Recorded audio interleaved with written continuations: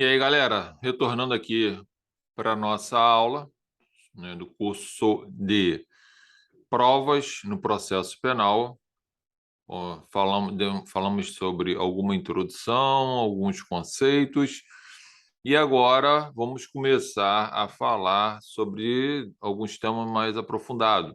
Terminamos na última aula mencionando até a questão da prova emprestada, e a gente vai estar falando sobre isso, né? Se pode, uma prova emprestada ser utilizada num outro processo, ou seja, eu tenho um processo de origem onde foi gerada uma prova e eu tenho um outro processo e que eu quero buscar, né, esta prova num processo de origem para trazer para um outro processo de um destino qualquer. A questão é saber se pode, se não pode, como que a doutrina se manifesta nesse sentido, quais são os requisitos para que isso possa acontecer, se a jurisprudência tem um entendimento favorável, enfim, tem muita coisa para ser discutida aí. Eu coloquei, na apostila que a gente está acompanhando, o posicionamento de alguns doutrinadores, e a gente vai falar sobre o posicionamento deles e mostrar a diferença. Na verdade, todos têm pelo menos um ponto, né, solidificado, que tem que existir o contraditório, é óbvio, né. A questão é que, às vezes, vai depender da prova, né, da espécie da prova, se é prova documental, se é prova pericial, se é uma prova testemunhal, enfim, isso a gente vai estar avaliando aqui. Vou compartilhar aqui a tela, ok? Para a gente abrir o arquivo e dar continuidade aqui aos nossos estudos. Então, paramos nesse ponto aqui, que nós estamos falando sobre prova emprestada, tá? Sobre prova emprestada. E aqui eu já fiz alguns questionamentos, né? Referente à prova, referente ao tema prova no processo penal, responda aos seguintes questionamentos. Coloquei uma forma de questionamento para a gente poder fazer um desenvolvimento, sair um pouco daquele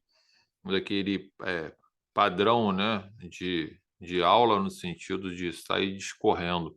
Às vezes a gente faz algumas perguntas, algumas reflexões sobre determinado assunto, e aí o aluno consegue ter um entendimento melhor. Até porque isso acontece no dia a dia, né? Às vezes você está atuando e vai surgir uma prova lá de um processo X e que você tem interesse em trazer essa prova para o processo que você está atuando, né?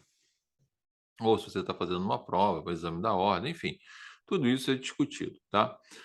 A resposta, já até deixei logo de anotado logo aqui, né? Que a resposta aqui, ó, seria sim, né? Deixei logo marcado aqui, né? Para que você pudesse de imediato verificar que a resposta seria sim, ó. Você pode trazer, ok?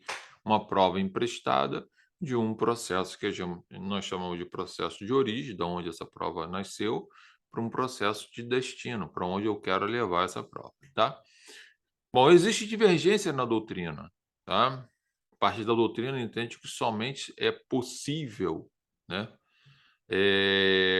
se as partes do processo de origem forem as mesmas, tá, do processo de destino, sob pena de nulidade. Ou seja, poderia estar ocorrendo aí, né, um processo eh, em que as partes do processo de origem posteriormente estivessem se enfrentando num outro processo, para a parte da doutrina, por serem as mesmas partes, né, mesmas figuras, acusação e defesa, poderia sim pegar esse processo, essa prova do processo de origem, e levar para um outro processo de destino. Poderíamos estar falando, por exemplo, no desmembramento de um processo, né, gente? O Aurí Lopes até fala: mas se acontecesse essa situação, nós teríamos que os dois processos serem julgados simultaneamente pela conexão, por exemplo, ou pela continência, enfim. eh, a questão às vezes foge um pouquinho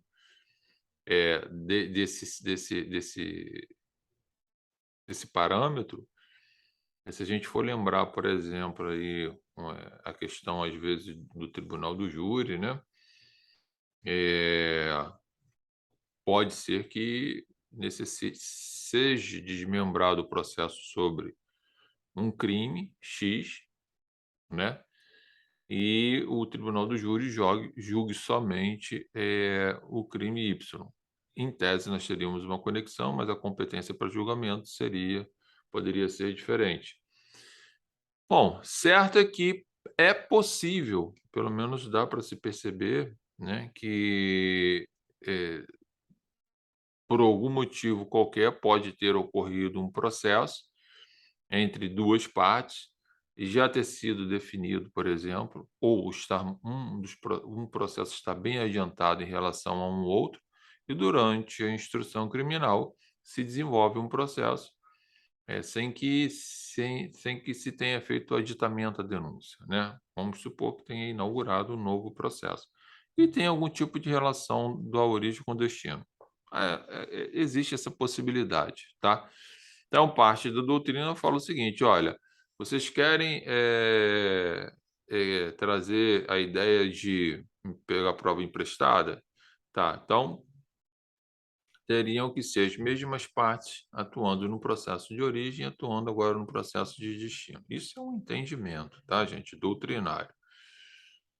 Aí, o Superior Tribunal de Justiça vem aqui, né, e menciona o seguinte, ó, no RESP 617.428, eu até coloquei aqui, tem vários julgados aqui, até para eu fazer a leitura, para posicionar vocês, tanto no que diz respeito à questão da doutrina, quanto na questão da jurisprudência.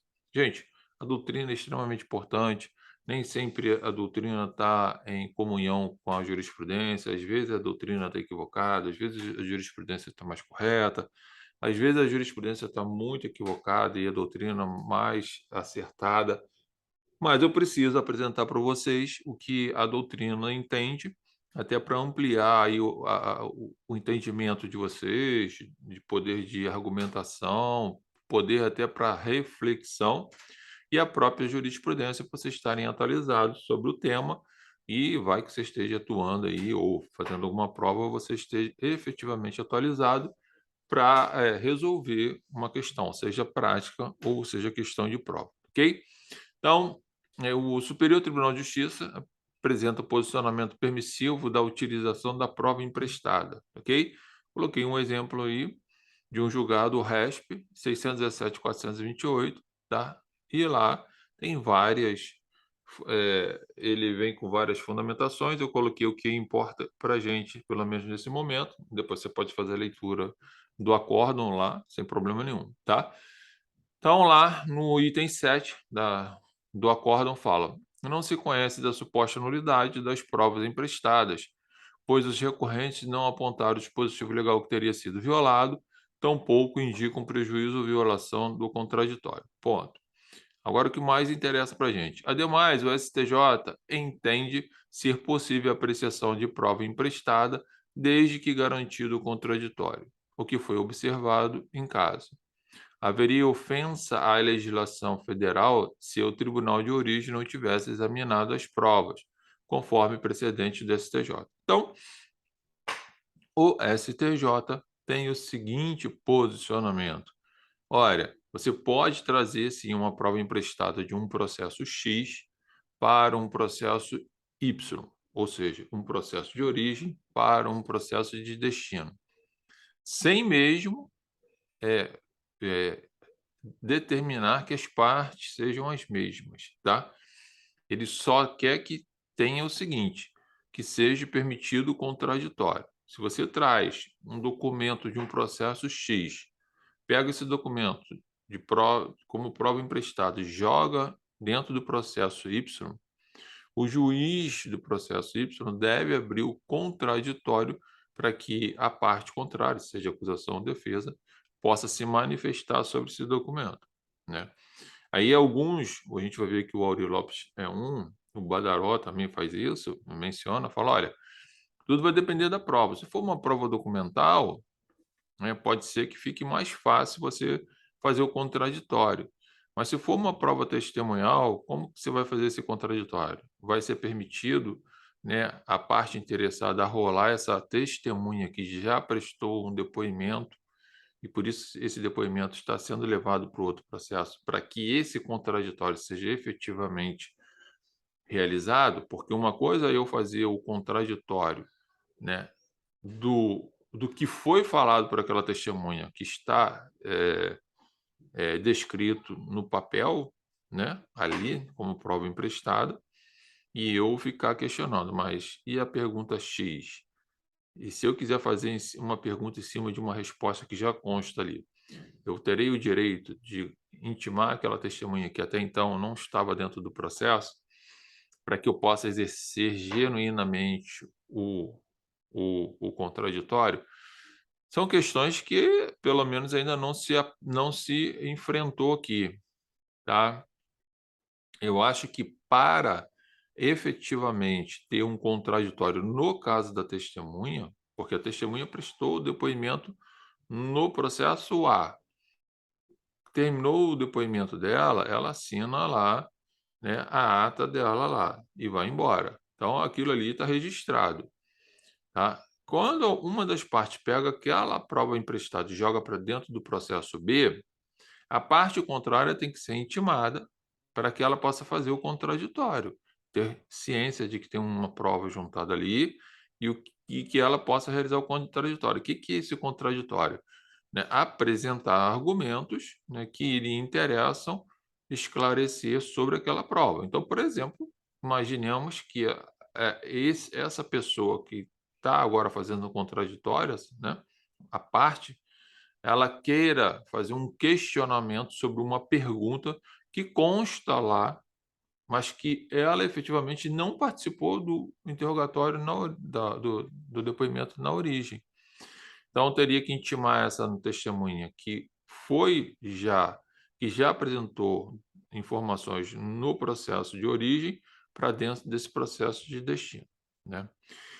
Esse seria o interroga esse essa seria um contraditório genuíno, ok? Acho isso um pouco difícil que se passe aí na jurisprudência. O que a gente tem visto fez o interrogatório, fez o depoimento da testemunha lá, por exemplo, como prova emprestada, né, no processo A, e isso ficou registrado, né, gravado, a parte interessada colocou essa prova testemunhal, né, essas informações dentro do processo B, o simples fato do juiz abrir vista para a parte interessada analisar essa prova, ele já considera isso como um contraditório.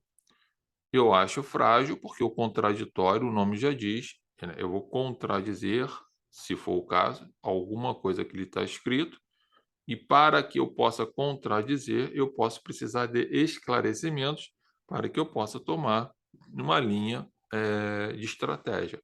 Como que eu vou fazer isso? Eu não posso perguntar para a gravação, porque a pessoa não está mais ali. Eu não posso perguntar para uma folha de papel se tiver escrito ali, transcrito o que ela falou. Teria que ser intimado essa testemunha, dando oportunidade à parte do processo B também fazer perguntas, né, para aquela testemunha do processo A. Esse é um problema. Nem sempre você vai conseguir, porque de repente aquela testemunha se mudou, de repente aquela testemunha não é mais encontrada porque você não consegue localizar ela, de repente essa testemunha está enferma e não se lembra de nada, de repente essa testemunha já morreu, e aí? Me parece realmente que fica um contraditório prejudicado, tá? Mas a gente está vendo aí, eu estou lendo para você aí, especificamente que é possível utilizar a prova emprestada. E aqui no julgado não está definido se seria só prova documental, se seria só prova testemunhal, se seria prova pericial, por exemplo, tá? Ou se seria prova testemunhal. Não diz. Fala só que se abriu o contraditório para outra parte, a outra parte lá tem que trabalhar com as informações que tem ali, ok? Até porque, segundo eles, lá no processo de origem, foi ofertado o contraditório para aquelas partes. Então, o que tem ali seria a realidade. Mas essa realidade é para aquele processo, gente. É isso que você tem que entender. Eu estou com um outro processo em que foi juntada uma prova que foi criada, que foi utilizada, que foi explorada pelas partes naquele processo em que eu não participei e que agora me chega essa prova e eu quero esclarecimentos sobre fatos. Como que eu vou fazer isso? Olha que interessante, né? Vamos ver como que a jurisprudência vai se posicionar nisso. Deve ser observado ainda, tá? A súmula 591 do STJ, deve ser observado ainda o artigo 372 do Código de Processo Civil, perfeitamente aplicável ao Código de Processo Penal, por força do artigo 3º, e deve ser observado ainda, né, o tema 990, com repercussão geral, tá? No recurso extraordinário 105.5941 de 2019, tá? Eu coloquei ele aqui para você e vou fazer uma leitura da parte que eu sempre marco que é a mais interessante. Depois você pode fazer a leitura completa aqui, ó. Fala aqui, ó. Tema 990. Possibilidade de compartilhamento com o Ministério Público para fins legais dos dados bancários e fiscais do contribuinte obtido pela Receita Federal no legítimo exercício de seu dever legal de fiscalizar, sem autorização prévia do Poder Judiciário. Ou seja, são informações que, se o Ministério Público, por exemplo, estiver atuando em um crime de ordem financeira, econômica ou tributária, se eles solicitar informações da Receita Federal, tais como informações bancárias e fiscais do contribuinte, ele pode pegar essas informações e colocar dentro do processo. É uma prova emprestada vindo de um outro órgão, ok? Olha que interessante aqui. Tourinho, ó. Para o Tourinho, ele fala o seguinte: as provas emprestadas são possíveis de serem utilizadas, desde que se tenha o contraditório. Então, ele fala lá, ó, como o próprio nome está a indicar, prova emprestada é aquela colhida num processo e trasladada para outro. Então, tem um processo A, foi produzida a prova lá, essa prova me interessa, eu quero levar para o processo B. Beleza. Ora, é um testemunho, ora é uma confissão, uma perícia, um documento, enfim, uma prova qualquer produzida em um processo e transferida para o outro. Não há dúvida quanto a essa possibilidade. Contudo, vigorando entre nós o princípio do contraditório e ampla defesa, parece claro que o valor probatório dessa prova emprestada fica condicionado à sua passagem pelo crivo do contraditório.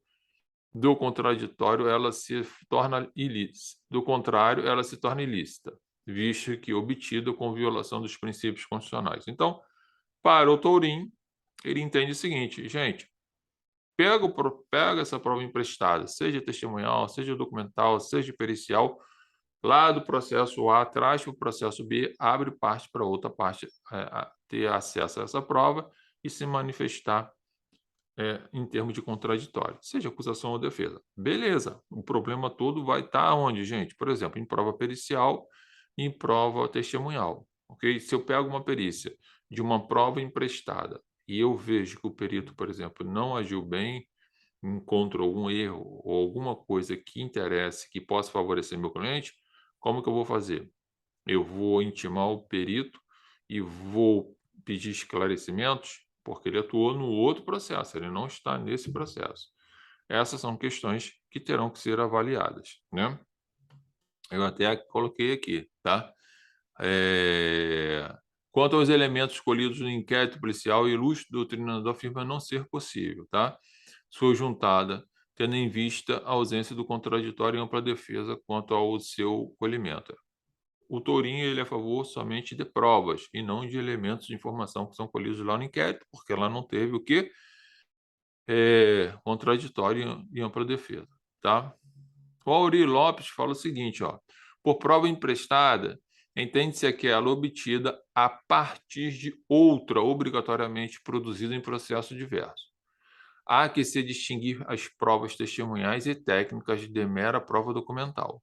Então, o Auri Lopes já vem trazendo o seguinte, ó, cuidado com as provas testemunhais e periciais. Porque se for uma prova documental, é mais fácil de você fazer o contraditório, né, você pode fazer, fica mais fácil você contradizer, porque é um documento e aí você pode solucionar esse problema, né. Em relação à prova documentação, em que a parte se limita a fazer cópia de documentos juntados em processo diverso para trasladado ao processo penal, não vemos maiores problemas. Claro que estamos considerando documentos públicos ou particular que não envolvam qualquer tipo de sigilo, tá? Obviamente. Não se encaixando nessa situação cópias de extratos bancários, documentos fiscais e outros protegidos, até porque o traslado para outro processo implicaria um desvio da finalidade da prova. Então, se forem provas que estejam sob sigilo, o Auri entende que não poderia ser juntada nesse novo processo. Quanto à prova testemunhal ou técnica tomada emprestado de processo diverso, a limitação é insuperável, tá? Então ele entende que provas, se for referente à prova testemunhal e prova pericial, para ele não caberia, não teria essa possibilidade de você pegar uma prova emprestada de um processo e trazer para o outro, tá? Inicialmente, cumpre perguntar: por que trasladar uma prova testemunhal ou técnica de outro processo? Porque existe um interesse probatório, é a resposta comumente utilizada. Pois bem, eis aqui o primeiro obstáculo. Se realmente existisse tal interesse probatório, ambos os processos deveriam ter sido reunidos para o julgamento simultâneo por força da conexão probatória. Artigo 73, inciso 3º, tá? Se não o foram, é porque a prova não tem essa importância comum. Aqui eu discordo dele um pouco, porque você pode ter sim, em razão de momentos processuais diversos, você ter uma prova, por exemplo, produzida num processo, tal como, por exemplo, lá na fase do júri, ou nem precisa ser do júri, né? Um processo comum em que tenha vários réus e que foi desmembrado e que pode ter sido produzido, por exemplo, num local e um ou dois sujeitos estejam foragidos e o processo por ter sido desmembrado, um está à frente do outro. Então, acho que dá para flexibilizar essa questão da conexão. Eu concordo com ele no que diz respeito à, à dificuldade, não vou nem dizer do impedimento, o problema é da dificuldade quanto à utilização da prova emprestada testemunhal e pericial, ok? Como que a gente faria isso na prática? Igualmente insuperável o segundo aspecto a ser considerado, a violação do contraditório da ampla defesa, dependendo do caso. Não há como negar que a prova produzida em um processo está vinculada a um determinado fato e os réus. Daí porque, ao ser trasladado automaticamente, está se esquecendo a especificidade do contexto fático que a prova pretende reconstruir, né? É elementar que uma mesma prova sirva para reconstruir. Ainda que, em parte, é claro, diferentes fases de um mesmo acontecimento, tá? Bom, o que que rola aqui, né, gente, nessa história toda? Ele tem lá os seus fundamentos, no sentido de que não seria de bom alvitre, né, a ideia dessa prova emprestada. A gente viu um certo repúdio dele nesse sentido, né, para ele, principalmente se for prova testemunhal e pericial. Volto a afirmar, eu concordo lá com o Tourinho, já me posicionei aí no material, mas a minha preocupação está principalmente no sentido do seguinte, que o Tourinho fala: "Pode, desde que se faça o contraditório". Eu concordo com ele, eu vou um pouco além. Mas se for prova testemunhal e se for prova pericial, no caso concreto, eu vou poder intimar essa testemunha lá do processo A, para que ela venha em juízo no processo B, que ela não faz parte dos fatos principais do processo B? Se nós formos olhar, dá para fazer isso. Porque o fato, né, nós temos que lembrar que, em regra, o fato principal é o crime, mas temos circunstâncias que fazem parte desse contexto, né? Então, de repente, essa testemunha do processo A pode trazer informações, circunstâncias para o processo B, mas eu não sou a favor de simplesmente pegar o depoimento dela, que já foi lá do processo A, sem que eu, estou atuando no processo B, tenha tido o direito de contradizer, fazer o contraditório com perguntas para aquela pessoa, que, por exemplo, poderia ser diferente da que ali já constava daquele processo.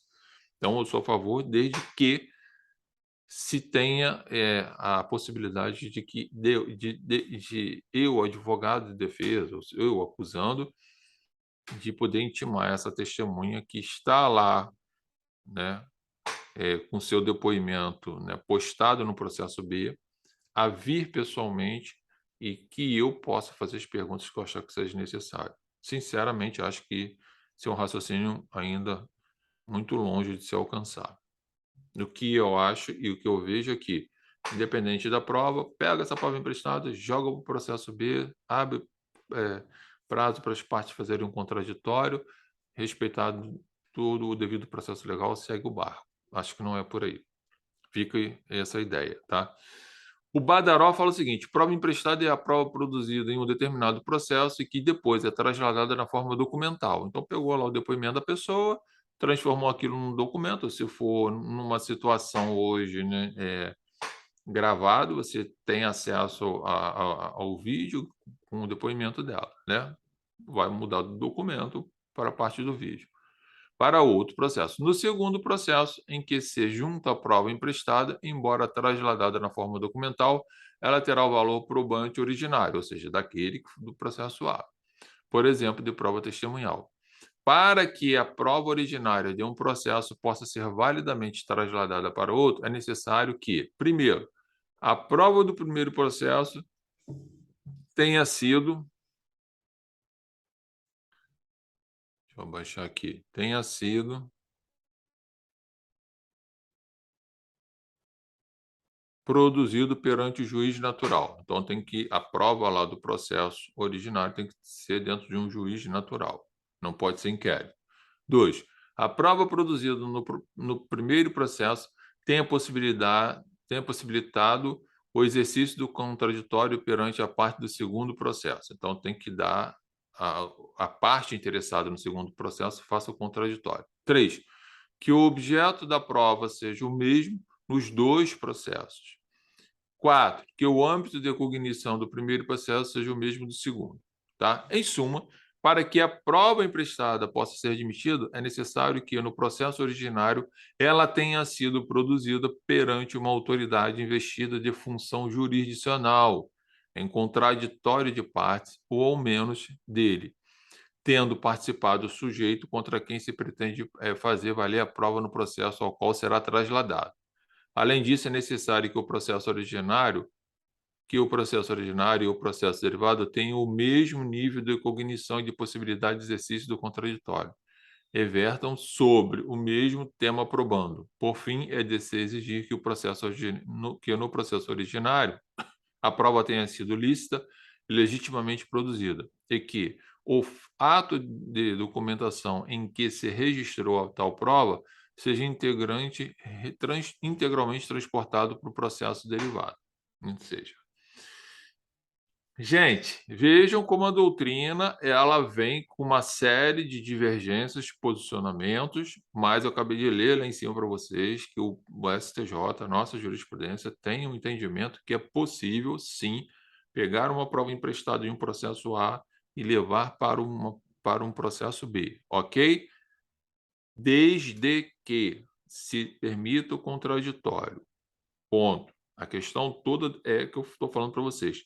Esse contraditório, quando for prova pericial e quando for prova testemunhal, principalmente, para que ele seja genuíno, é claro, sem nenhuma contaminação, equilibrado, é necessário que se permita que a parte contrária, ou seja, a parte que não levou essa prova emprestada, possa ter direito de fazer o contraditório e, inclusive, ter o direito de intimar essa testemunha, que foi do outro processo, a vir a este processo no qual agora ela foi levada, né?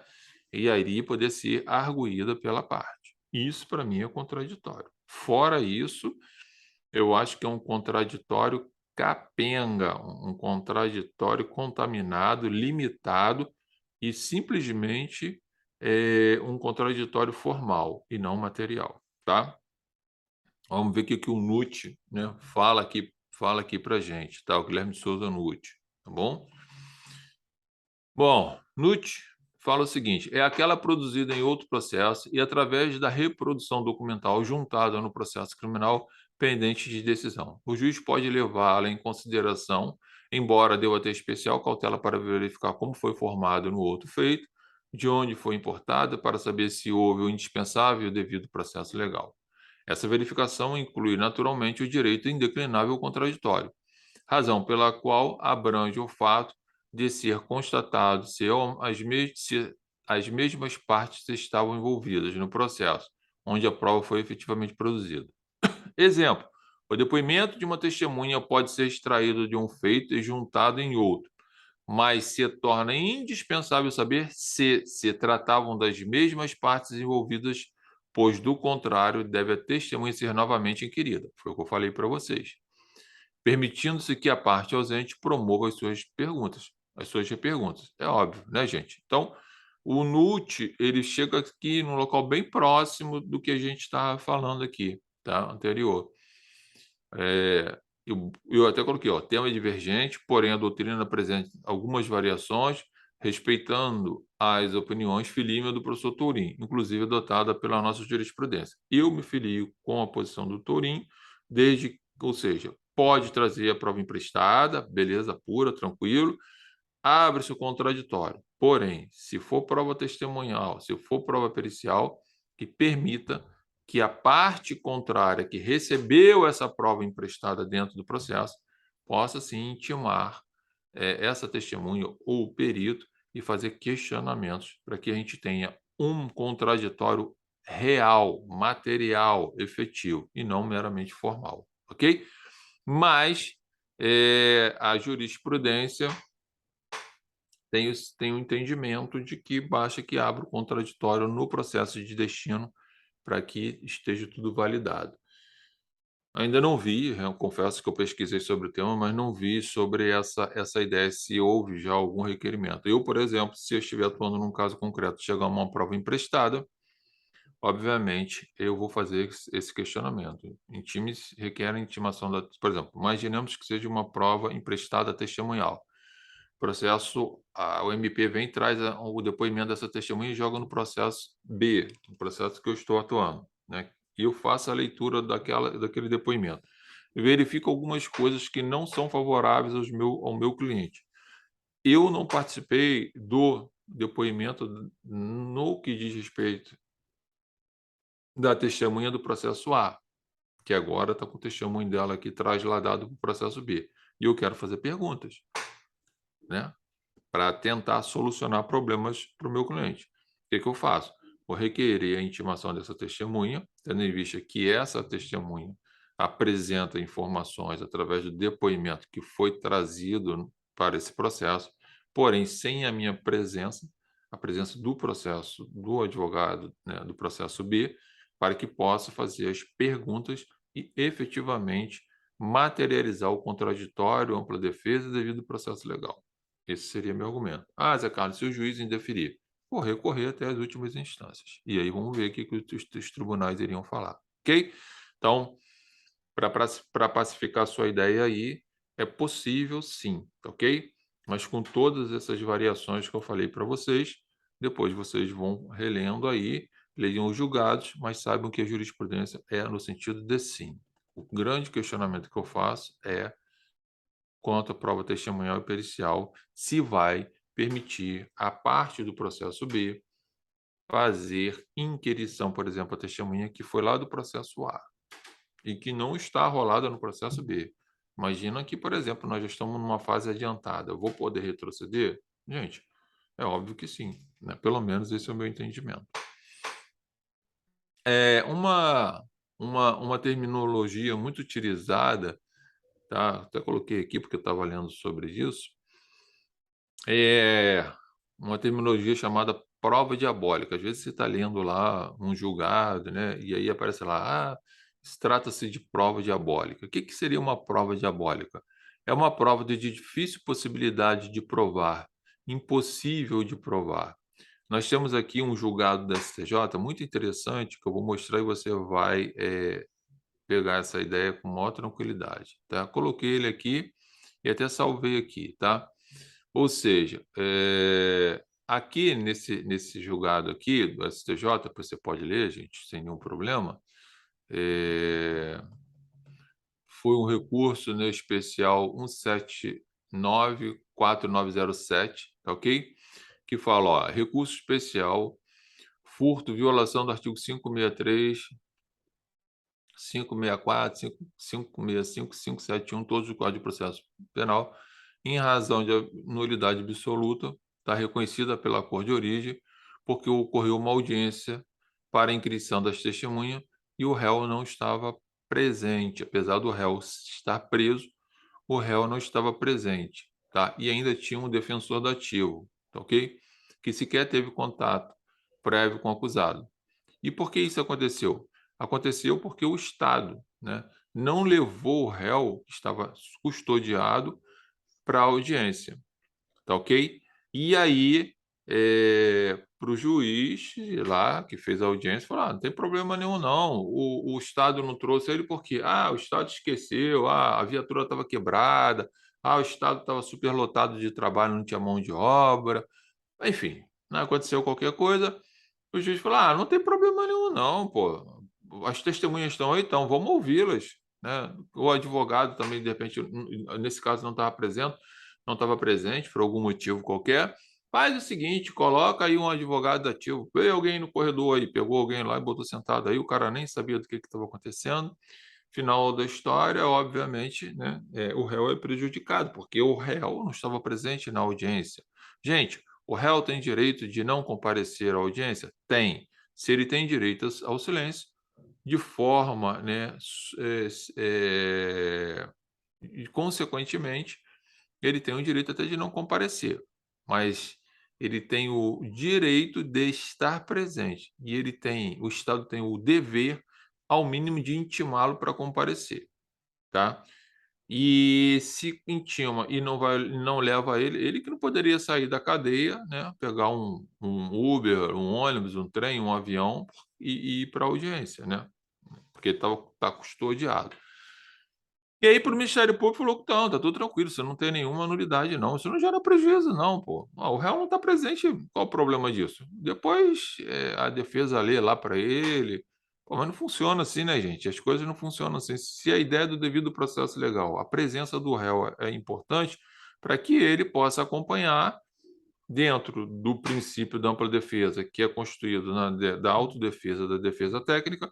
O objetivo disso é o quê? Fazer com que o réu esteja presente, prestando atenção naquilo que estão falando dele, para que ele possa traçar, com a sua defesa técnica, a melhor resposta quando ele for fazer o seu interrogatório. E ele ter ciência, efetivamente, do que estão falando com ele.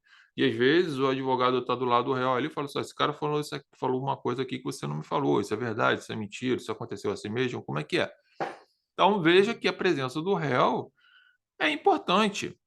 E se ele deve estar ou não presente, se ele quiser abrir mão da presença dele, aí compete a ele e a defesa técnica dele, por questão de estratégia, definir isso. Mas não é o Estado que tem que, ao falhar em não levar o réu para a audiência, fazer o ato prejudicando ele, ok? Então, isso seria uma prova diabólica. Olha o que diz lá, né, o ministro.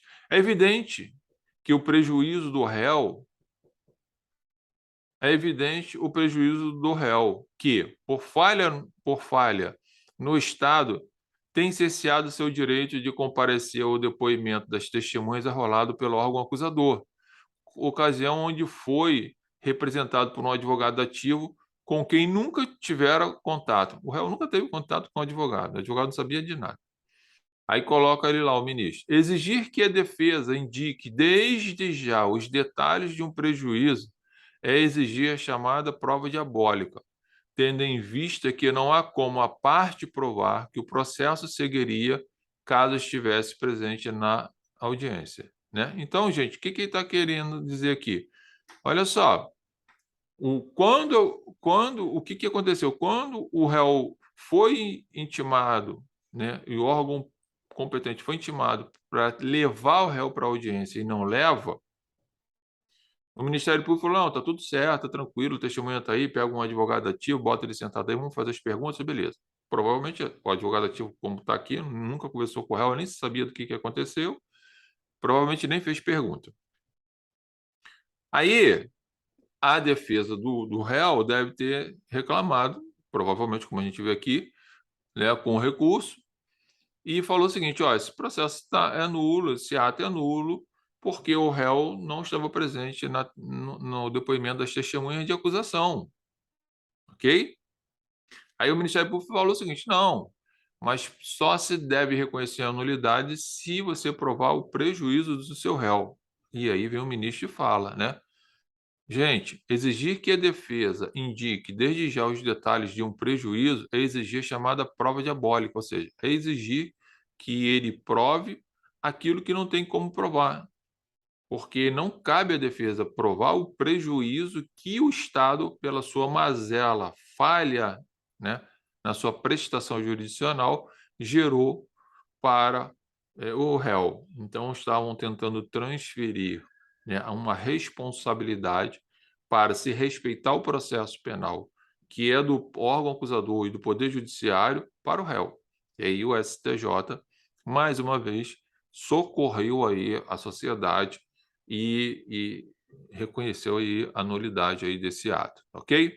Então, prova diabólica é aquela prova em que a parte, geralmente é o Estado, comete uma deslealdade, uma ilegalidade no ato processual que gera prejuízo para o réu, e aí tenta transportar para o réu o seguinte: ó, prova você que você sofreu prejuízo, me mostra onde está o erro. Pô, mas eu não tenho que te mostrar nada. O erro já está a partir do momento em que você descumpre a lei, que a lei fala que o réu tem direito a estar presente para acompanhar as audiências, ok? É um direito dele e um dever do Estado de cumprir. Então já está estampado. Você quer que eu prove alguma coisa que é impossível provar o tamanho do prejuízo, o prejuízo já está estampado. O prejuízo já é até mesmo presumido. Eu não preciso provar a realidade do prejuízo, né? Então, é isso que é prova diabólica, tá? Coloquei ali para vocês, tá? E o Ministério Público ainda achou que está tudo certo. É o que eu falo, né? Que eu bato, às vezes, nesse sentido, bato no linguajar, né, de reclamar, no sentido de que, para o Ministério Público, ele funciona, né, como custo legis, né, como órgão acusador, mas também como fiscal. Nunca ele atua, né, como fiscal, para chegar e falar assim: olha, pelo menos eu nunca vi, tá, gente? Excelência, não vamos realizar esse ato, não, porque saiu uma intimação, o Estado não trouxe esse rapaz aqui, o advogado não está presente, o réu não está presente, nós vamos fazer esse ato vai ser nulo. Eu, como promotor de justiça, estou requerendo a Vossa Excelência que seja redesignado essa audiência, que o réu possa ter o direito de estar presente. Isso é promover justiça. Isso é fiscalizar a lei.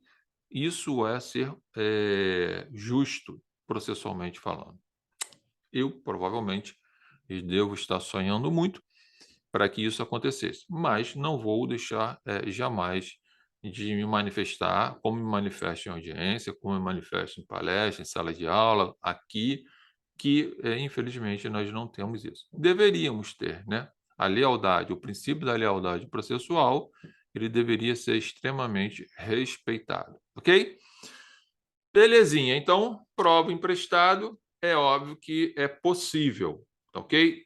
Volto a afirmar para vocês, com todas as variações doutrinárias, para que vocês tenham um conhecimento. Na variação jurisprudencial, o STJ aí tem um posicionamento bem solidificado, no sentido que pode desde que abre o contraditório, e eu estou chamando a atenção de vocês para um questionamento muito mais profundo desse contraditório, né, que foi permitir, no caso de prova testemunhal, que eu intime essa testemunha que prestou informações no processo A, para que eu possa também inquiri-la nesse processo B, ok? Essa é a grande questão.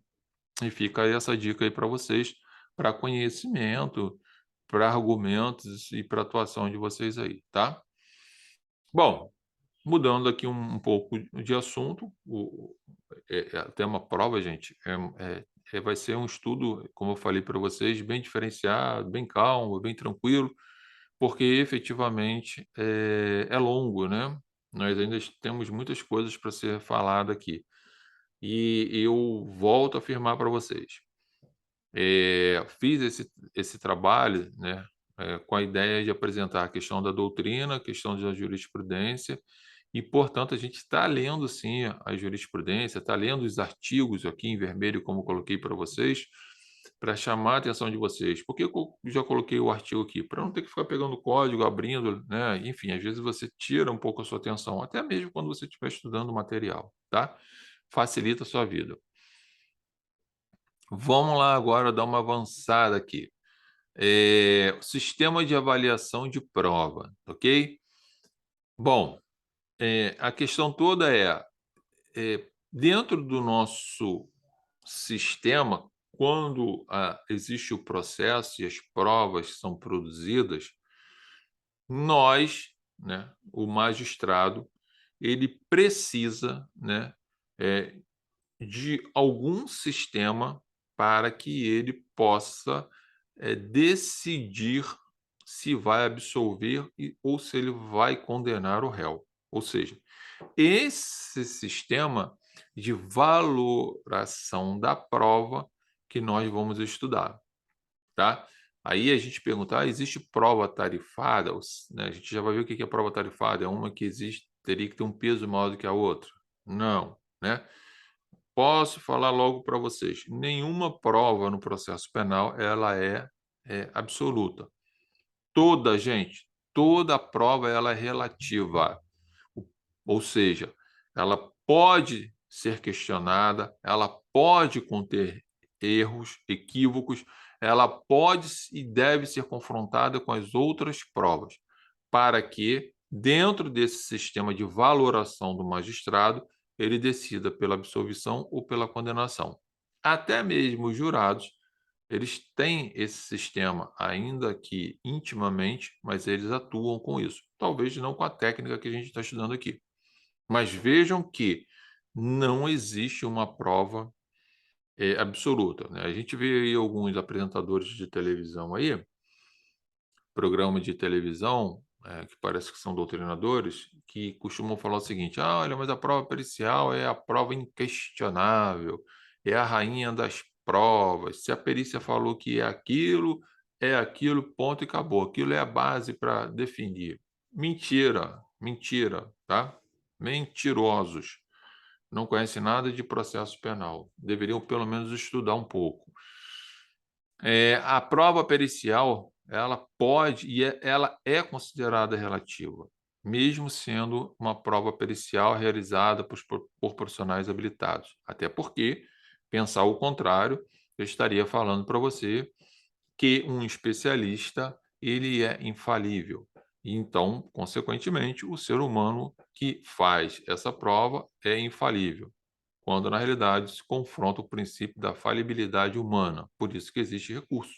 Então, as provas periciais também são relativas, elas não têm um peso maior do que uma prova testemunhal, elas não têm um peso maior do que a prova documental, ok, gente? Todas elas estão ali, elas não são tarifadas, por isso que elas precisam ter os seus confrontos com as outras provas. Nem a confissão ela é relativa. Até a confissão ela é relativa, porque às vezes o sujeito pode estar confessando um crime que não praticou, porque está sendo ameaçado, porque se vendeu, porque quer fazer um favor para um amigo, porque tem algum benefício qualquer. Então, até mesmo a confissão não possui um valor absoluto. A questão toda existe um sistema de avaliação de prova? Existe.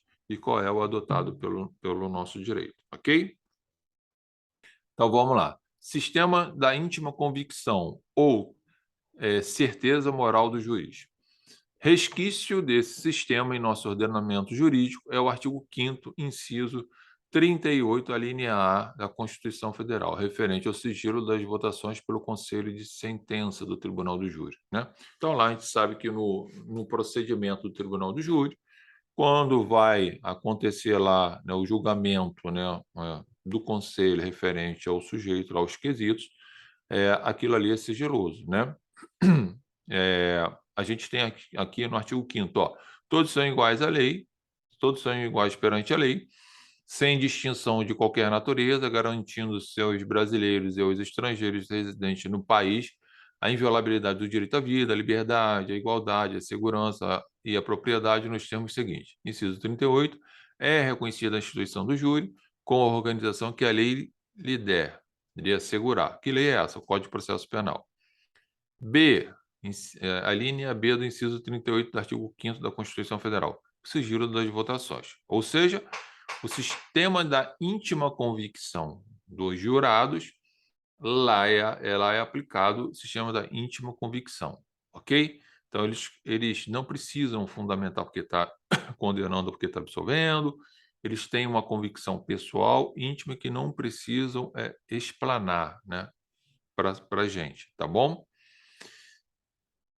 O outro sistema que existe, esse sistema não é, né, em regra, adotado aqui para a gente lá no juízo comum, tá ok? A gente vai ver aqui algumas coisas. 2, sistema da prova tarifada, prova legal, certeza moral do legislador. Nosso sistema não adotou a prova tarifada, ok? Ou seja, o que é prova tarifada?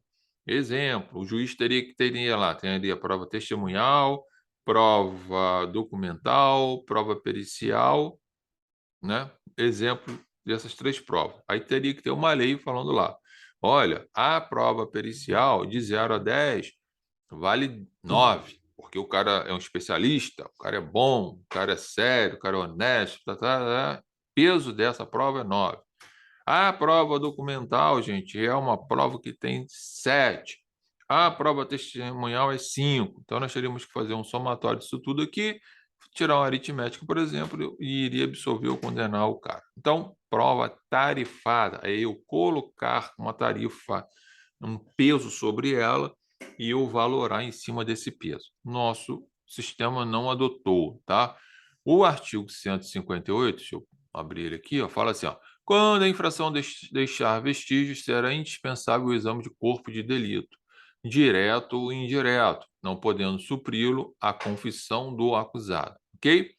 Então, se a prova deixa se o crime deixa vestígios, exemplo, um crime de lesão corporal, deixou vestígios, deixou marcas, deixou hematomas na pessoa, né? Nesses casos tem que ser feito o exame de corpo de delito, indireto ou direto. Depois a gente vê isso. Direto ou indireto, que não é o momento oportuno.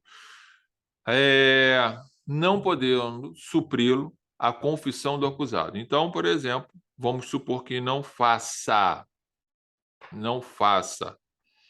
o exame de corpo de delito na pessoa que foi agredida e o acusado agora vai falar, não, realmente eu agredi. Bom, se aqueles hematomas sumiram e não foi feito o exame de corpo de delito na pessoa, não foi feita a prova pericial, a confissão não supre, tá, esses vestígios, ok? Agora, nós vamos ver aqui no parágrafo único que fala assim, ó, dar-se-á prioridade ao exame de corpo de delito quando se tratar de crime que envolva violência doméstica, violência contra criança e adolescente. Agora, quanto à ideia lá do 158 do caput, se tiver sumido, por exemplo, as marcas da lesão que o acusado fez na vítima, mas que tenha tido testemunhas que tenham presenciado essa agressão e tenham presenciado essas marcas, essas lesões na vítima e posteriormente essa lesão sumiu porque não foi feito exame de corpo de delito, isso acontece muito, aí é possível você ter, né, a comprovação da lesão e as marcas, via prova testemunhal. E se tiver a confissão ainda do réu, realmente agredi, realmente bati, bati com um pedaço de pau, seja lá o que for, e as outras testemunhas falarem que ele fez isso e que ficou as marcas, obviamente, pode ser suprimido a ausência, né, do exame de corpo de delito, a prova pericial, pelas provas testemunhais. Por exemplo, alguém filmou, né, também serviria, aqui ó, a lesão está aqui, né, um curioso, poxa, deixa eu ver seu braço, como é que ficou? Aí vai lá, filma, bate uma foto, ó, tá aqui, essa aqui é a lesão, essa aqui é o que aconteceu com ela.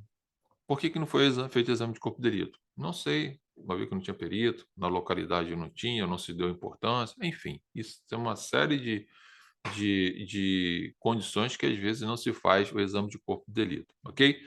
Então, se for corroborado com prova testemunhal, corroborado com provas, por exemplo, documentais, tal como fotos ou filmagem, por aí vai, supre o exame de corpo de delito, ok? E aí a gente estaria falando aqui exame de corpo de delito indireto, ok? O direto seria feito lá pelo perito oficial, mas isso é matéria mais para frente. Vamos lá. Lembrando que se tratar de violência doméstica, criança, adolescente, idoso ou pessoa com deficiência, né, se dá maior ênfase ainda, ou seja, o Estado tem maior cautela para realizar esse exame, ok? O artigo 62 fala: no caso de morte do acusado, o juiz somente à vista da certidão. No caso de morte do acusado, o juiz, somente à vista da certidão de óbito e depois de ouvido o Ministério Público, declarará extinta a punibilidade. Bom, o que está dizendo aqui, gente? Se o acusado, se o sujeito está sendo acusado de ter matado uma pessoa, né? E depois alguém chega e fala, mas fulano morreu, esse réu morreu, tá? O juiz só pode declarar extinta a punibilidade, né, com a comprovância da certidão do óbito dele, tá ok? O artigo 155 fala lá sobre o que a gente está falando, sobre o sistema, né,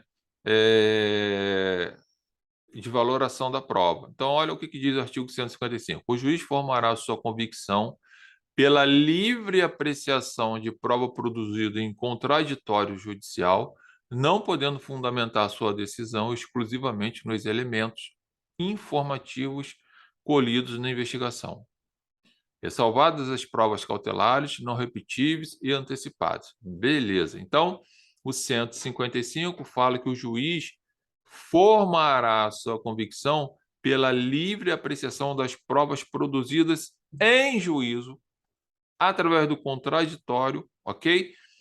E ele não pode, em hipótese alguma, fundamentar a decisão de condenação, por exemplo, com prova exclusivamente nos elementos colhidos somente no inquérito. Então, pode condenar alguém com provas que não são prova, entre aspas, né? Porque são elementos informativos, com base somente nesses elementos informativos colhidos no inquérito. Ok? Não pode, tá bom? Parágrafo único. Somente quanto ao estado das pessoas serão observadas as restrições estabelecidas na lei civil. O que significa isso? O sujeito diz que é menor de idade, né? O cara foi e praticou um crime, um rapaz de lá de 17 anos, 11 meses, praticou um crime e a pessoa fala, mas ele é maior, ele fala que ele é menor, como que vai chegar a essa conclusão? Somente com a certidão de nascimento dele, que tem que ser observada a lei civil, né? Porque aí ele não praticaria crime, sim ato infracional análogo a crime, tá? Então, gente, ó, sistema do artigo 155 fala que é o sistema da íntima convicção do juiz, tá? Da convicção pela apreciação das provas. Mas que convicção é essa? Acordei hoje, eu acho que vou condenar, acordei convicto que esse processo o cara deve ser condenado, deve ser absolvido. Não, ele tem que ser com base nas provas produzidas sob o manto do contraditório e da ampla defesa, tá? Então, nós vimos aqui, ó, o sistema, o primeiro sistema, ó, vou voltar aqui para você. Falamos aqui o sistema da íntima convicção, só que lá no júri, essa íntima convicção não é expressada, os jurados não podem, tá, dizer porque condenou, porque absolveu, com base em quê, só de sim ou não. Não existe a prova tarifada.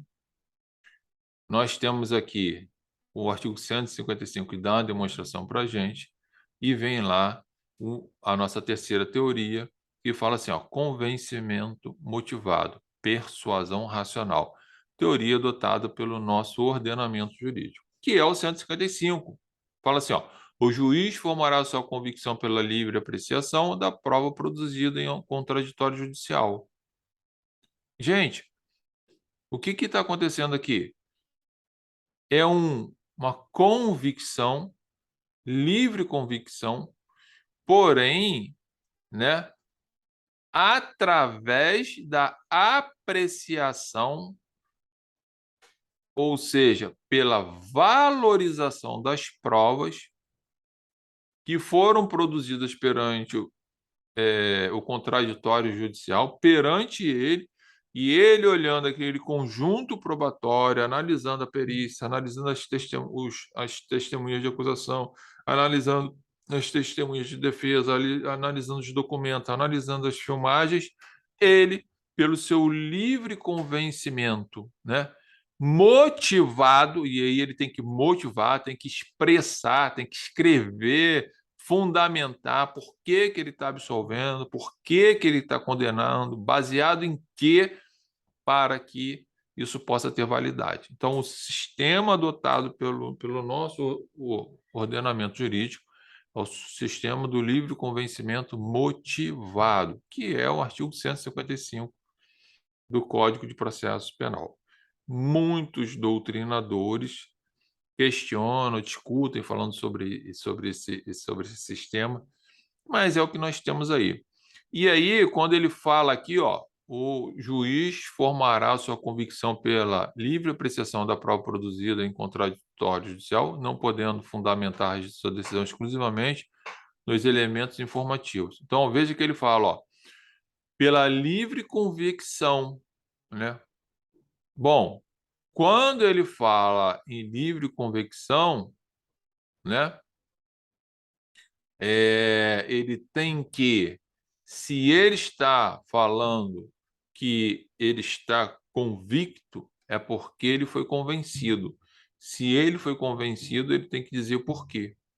Isso é o princípio da fundamentação da decisão. Artigo 93, inciso 9 da Constituição, que eu coloquei aqui, ó. Tá?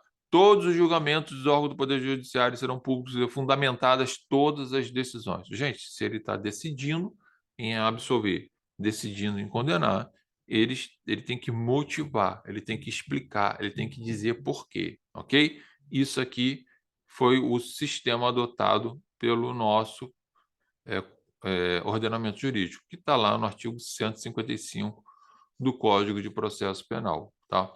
Então, fala lá, o juiz formará sua convicção pela livre apreciação da prova produzida em contraditório judicial, não podendo fundamentar sua decisão exclusivamente nos elementos informativos colhidos na investigação, ressalvadas as provas cautelares, as não repetíveis e as antecipadas. Gente, podemos ter aqui um exemplo, o juiz pode realizar uma prova cautelar, por exemplo, porque o sujeito está com uma certa idade ou está com uma enfermidade, e aí ele pode produzir logo antecipadamente essa prova e depois fazer uso dela, tá? Pode ser antecipada essa prova em razão dessas dificuldades? Pode, desde que se tenha o contraditório nesse negócio ali, né? Desde que tenha acusação, defesa e por aí vai, né? E nós também temos as provas que não repetíveis, né? Por algum motivo qualquer, por exemplo, você pega um acidente de trânsito lá, em que houve uma frenagem muito grande e que se não fizer, né, imediatamente essa perícia, né, essa produção dessa prova, os vestígios se perdem. Então, essa prova provavelmente não vai poder ser repetida, ok? Via um contraditório, mas pode ser, por exemplo, se foi batido foto, enfim, por aí vai, a parte contrária pode fazer seus questionamentos. Mas, com certeza, o artigo 155 traz para a gente aqui a ideia da íntima convicção do juiz pela livre apreciação da prova, desde que devidamente fundamentada. Nós temos uma junção de coisas aqui. Lembre-se, botei o artigo 155 e 93 da Constituição para lembrar você de que os dois estão interligados. Toda vez que o juiz vai decidir, ele tem que fundamentar. Ah, mas lá no júri é assim? Não, porque lá no júri é diferente, é um rito completamente à parte, tá ok? Em que pese, os jurados fazem sim uma valoração no momento que decidem. Isso é certo, ó, tem que decidir por alguma coisa, só que eles não precisam explicar o motivo pelo qual ele decidiu daquela forma, tá? Bom, nós vamos daqui a pouco estar falando, né, sobre a limitação quanto aos meios de provas, tá? E vamos estar falando sobre prova ilegal, prova ilícita, prova ilegítima, enfim, uma série de outros assuntos que ainda precisam ser discutidos e bem detalhados a respeito desse tema, né?